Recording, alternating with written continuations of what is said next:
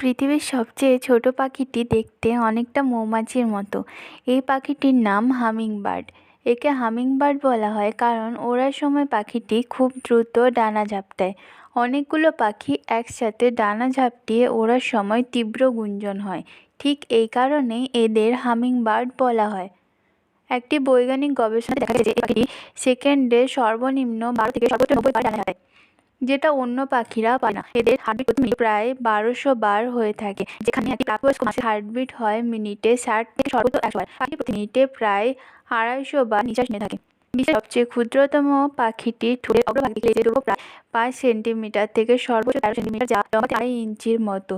সর্বোচ্চ ওজন 1.5 গ্রাম থেকে সর্বোচ্চ 2 গ্রাম পর্যন্ত হয়ে থাকে। এই পাখিটির ওজন অন্য পাখিদের পালকের সমান।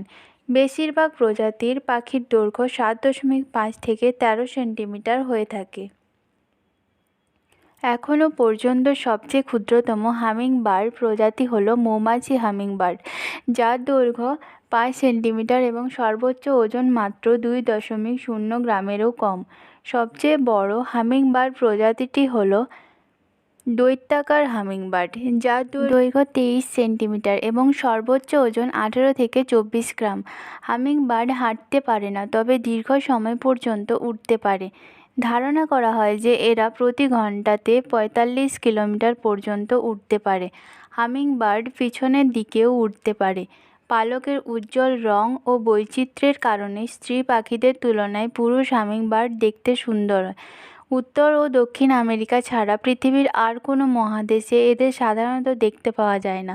এদের ডিমের আকৃতি একটি মটর ডালের দানার মতো। একটি স্ত্রী হামিংবার্ড সাধারণত 2টি ডিম পাড়ে, যেটা স্ত্রী হামিংবার্ডের ওজনের 13% হয়ে থাকে।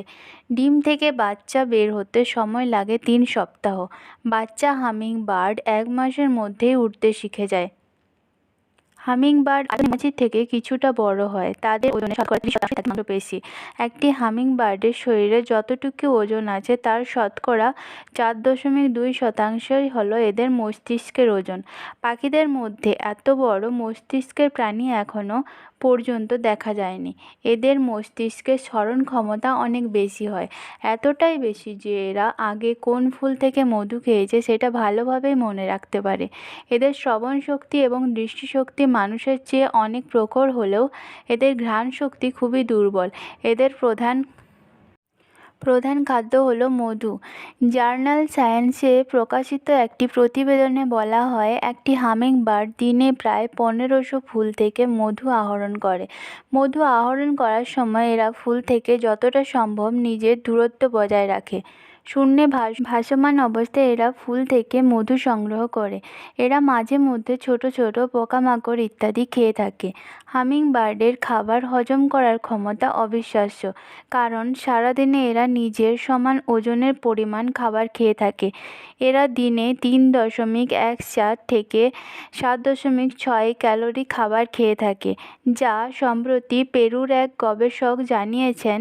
এই পাখিটির সম্পর্কে সবচেয়ে মজার তথ্যটি হলো আধুনিক বিজ্ঞানের অন্যতম আবিষ্কার রকেট এবং জেট ফাইটার বিমানের উড়ে চলা এবং হামিংবার্ডের উড়ে চলা প্রায় একই সূত্রে গাঁথা। কারণ রকেট যেমন নিচ থেকে সোজা উপরে ওঠার ক্ষমতা রাখে, ঠিক সেইভাবেই হামিংবার্ড তাদের স্পেসিফিক গ্র্যাভিটি বাড়িয়ে ভূমি থেকে সোজা ওপরের দিকে উঠতে পারে, আবার ওপর থেকে সোজা নিচের দিকেও নামতে পারে। এই পাখিটি অনেক দিন পর্যন্ত না খেয়ে থাকতে পারে এবং এরা কোনো রকম বিশ্রাম ছাড়াই একটানা 1000 মাইল পর্যন্ত উড়তে পারে। নমস্কার বন্ধুরা, আমার ভিডিও যদি আপনাদের ভালো লেগে থাকে তাহলে আপনারা প্লিজ আমার চ্যানেলটা সাবস্ক্রাইব করে দেবেন এবং সঙ্গে থাকবেন। ধন্যবাদ।